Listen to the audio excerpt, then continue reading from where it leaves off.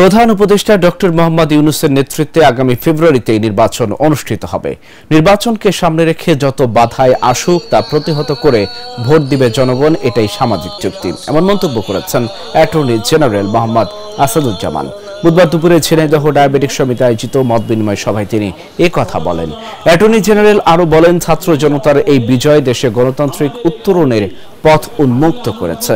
এই উন্মুক্ত পরিবর্তিত পরিস্থিতি বর্তমান সরকারের বৈধতা দিয়েছে, তাই আগামীতে কিভাবে নির্বাচন হবে তা জনগণই নির্ধারণ করেছে। এ সময় জেলা বিএনপির সভাপতি advocate M A Majid, Jhenaidah diabetic সমিতির সভাপতি মোয়াজ্জেম হোসেন সহ অন্যান্যরা বক্তব্য রাখেন।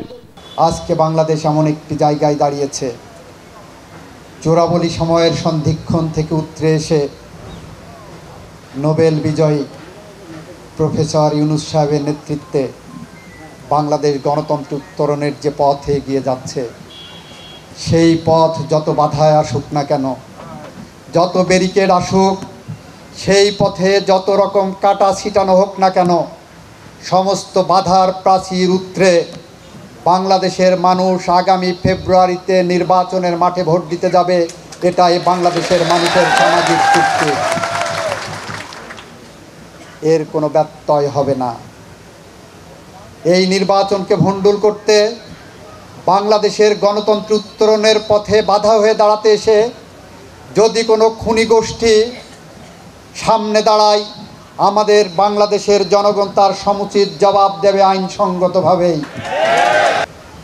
সাংবিধানিকভাবে সরকার পরিবর্তনের সমস্ত পথ যখন রুদ্ধ হয়ে গিয়েছিল, তখন জুলাই বিপ্লবের শহীদরা তাদের জীবন দিয়ে সেই হাসিনা সরকারকে পালিয়ে যেতে বাধ্য করেছে।